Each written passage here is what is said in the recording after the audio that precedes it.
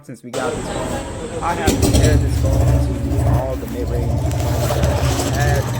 Check that out on the channel, and been using this phone quite a bit. So I want to give my opinions after 1 month.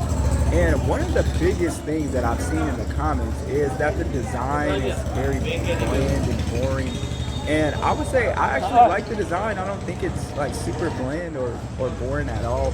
I think what people are probably seeing is this color is, it's just a dark black color, so it's not that exciting to look at. I think if you got like a light blue color, it would look maybe a lot more lively or something, but I like the the dark color. So I don't have an issue with it. I like the little red accent here. The build quality feels really solid on this phone. I do really like how comfortable it feels. It doesn't have those sharp sides, so it's always a nice phone to use.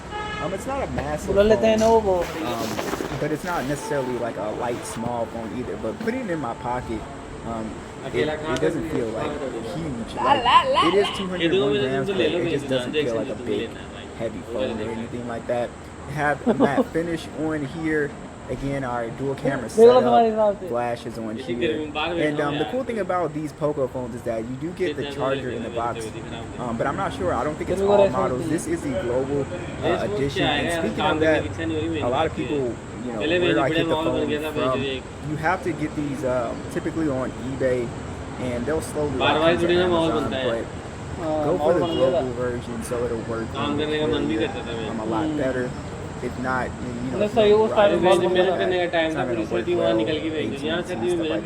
international models typically play well with AT&T, not AT&T, but T-Mobile.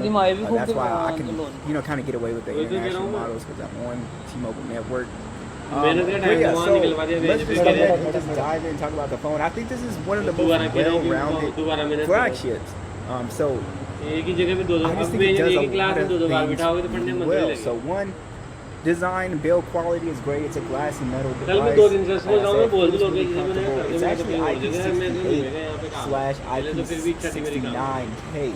So it has really good water resistance as well. And again, I think that's region dependent, but regardless, you're getting, good water resistant rating, right? And I really love the hardware and the buttons clicking, really good haptics on here as well. So I think build quality wise for a mid-range phone, I think it's really nice. And like I said, you get a case in the box, you get a charger brick, which again, I don't know if it's great, but you get quite a bit for your money compared to its competitors, which would be a Pixel 10a and iPhone 17e, which I will be referencing a lot in this video. As far as the display goes, the X8 Pro has a very nice display. It's an AMOLED panel at 6.59 inches. We're around 89% body ratio, so they have pretty nice bezels across the phone. Pretty slim bezels for a mid-range phone. But we also have a pretty nice resolution, so this is where it kind of sets itself apart from the 17e and the 10a. Icons look really sharp at 460 for the PPI. We also do have 1268 by 2756 resolution, so everything looks very sharp and crystal clear on the X8's display. So when you're watching content, you're watching the YouTube videos, 40p. It does look a lot better on the X8 display. We also do have HDR support as well, HDR10, and it gets very bright at 3500 nits peak brightness. So like I said, I think the display is one of the best things about this phone. Everything looks really good, so if you're watching HDR10 content or whatever, it looks really good. Colors are awesome. Like I said, icons and text are crystal clear on this panel. So I really like it. So let's talk about Hyper OS. So it has been pretty smooth for me. Animations and everything have been really great. So I have no issues at all with the performance of Hyper OS. Like I said, very smooth. So what a lot of people don't like about these Xiaomi phones is that you have install initially, and you have to uninstall it. But a lot of people do not like that, which I get. It's not a big issue. I think about it. Install the apps and keep it moving, but yeah, a lot of people, it's a thing. But I kind of get it. It's not like a big deal that way. cause me emotional pain.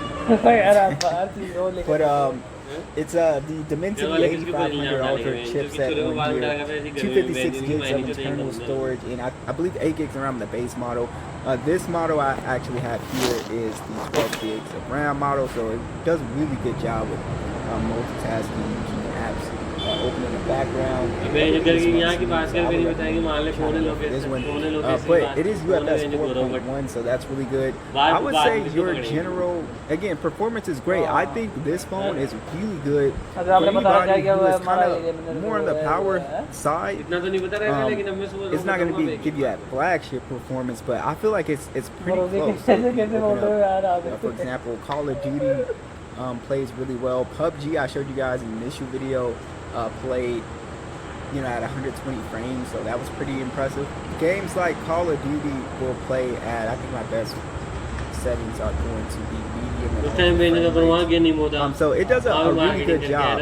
So I was getting questions about overheating. I don't have an overheating problem. If anything, the phone will get maybe a little bit warm over here by this camera area, but I've never had it drop in FPS. I've never had it get to a point where I feel like it's kind of like burning the hands maybe. I've just never had an issue with performance with this phone. Now, I'm not a hardcore gamer playing for hours, but I feel like you could 100% buy this phone and, game on here kind of competitively. So I think it's a pretty good alternative. And like I said, it does better than the Pixel and the iPhone in terms of giving you, the best FPS, because both those phones cannot play at 120 frames for PUBG, and they can't. आए थे ना उस time पे. So I think, if you want to come in here and play games, that's perfectly fine. But it's not just that. Video editing, you can edit in 4K with this, and it exports, pretty decent as far as time. So I feel like it performs, similar to like maybe an older flagship, maybe like a Snapdragon 8 or something like that. It feels like that's the kind of performance. I feel like you kind of have flagship performance on this phone, so that's why I've really been enjoying it. It's very smooth when it comes to kind of gaming and stuff like that. All right, so let's talk about the biometrics and just getting into your phone. Fingerprint scanner. Animation is really nice. It's very smooth, so I don't have an issue with that. We also do have Face Unlock. Now, like most Android phones, Face Unlock, it works really good until it's very dark and you can't really open the phone unless your brightness is cranked up and you have the light on the screen on your face, and that'll help you unlock at night. But if it's dark, it can't. It's not like the iPhone. It can unlock. When it's super dark. पर मैंने भी बहुत सारे customer पकड़े यहाँ से. So that's आपके जाने के बाद है ना, फिर वो बेच देते हैं ना, फिर मैं. And so I do want to talk about the speaker quality here. So एक बार वो मैं सुना था ना, एक लड़ाई हो गई थी मेरे.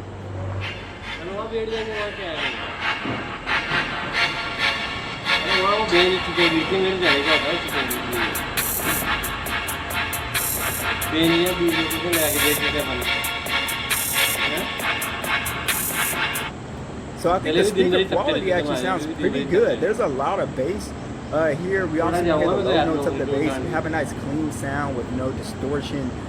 Hi-hat sound crystal clear, and everything just sounds great. So I think the speaker quality on here is actually pretty good. This phone does have the IR blaster, so you can use this as a remote controller. I was using it for my TVs, and Xiaomi has their own thing here.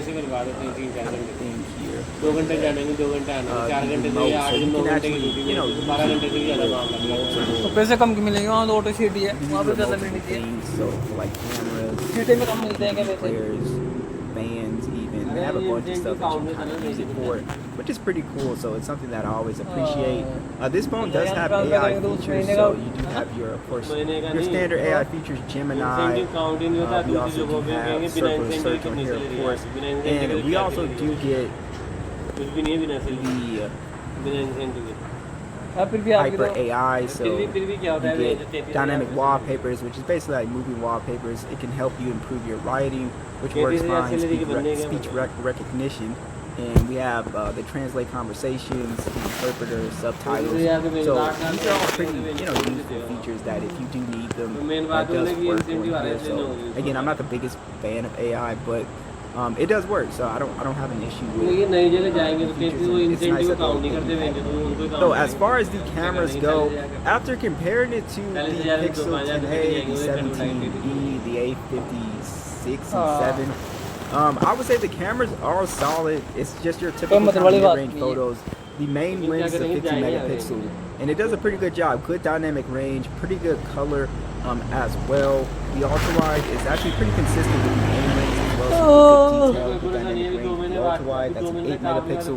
But just like most of these mid-range phones, there's no telephoto lens, of course, so you're going to be limited when it comes to zoom. Images will just kind of fall apart. It performs okay in low light. Again, it's not going to be what I do like is that you have 4K 60 video, so that's awesome. You have a 20 megapixel selfie cam, but the selfie video is limited to 1080 unfortunately.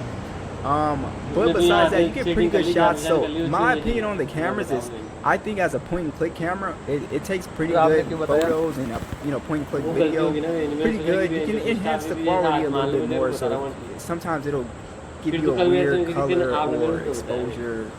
Sometimes you have to bump the ISO up. But I would say if you know how to use the pro mode, then you can get the most out of this camera. But I would say, would I pick this over the Pixel, over the 17e video? No. I think it falls in the kind of middle area. I don't think it's better than the Pixel at still photos. It's not better than the 17e at video. So it's just kind of okay as far as a camera system goes. I think it makes a really good point-and-click camera if you're just out, you or somebody who just takes photos and take a photo of your does a good job. But I would say it's one of the best mid-range cameras out right now. This phone is a beast when it comes to battery performance. I would say, even though it has a massive 6,500 milliamp battery, I don't feel like I'm getting that much battery life than, like, for instance, the Galaxy A57, or even like the 17e.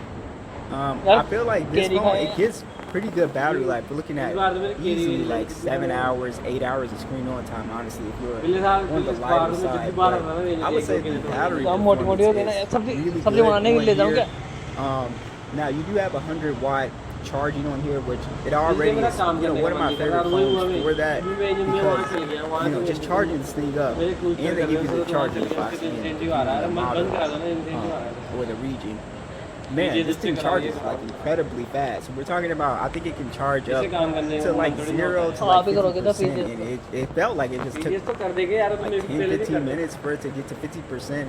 It was pretty fast. So you have 27-watt reverse bar charging as well, so you can charge other devices with this pretty decently fast as well.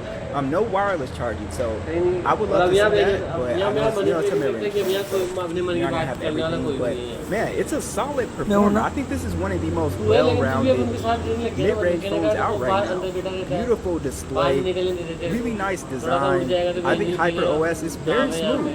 I have no issues with it. Yeah, the random apps being here is annoying. You gotta uninstall them, but yeah, I really like it. Some areas where I wish they could improve is giving these phones 6 years of updates. Samsung does it, Google does it, Apple does it. So I think Xiaomi needs to follow suit and just give us the longer software updates, because I believe they're still doing like 3 to 4 major OS updates typically. So I would love to see that. And yeah, battery performance is excellent. I think the cameras are okay. They're not, they don't really blow me away, but they're not bad cameras at all. So I would say this is a very good phone. And the cool thing about these phones is that they come down in price a lot. So about 6 months from now, or by the end of the year, stuff like that, maybe a few months, this phone will easily come down even more in price, which would be pretty nice. So what do you guys think? Be sure to let me know, and I'll catch you guys in the next one.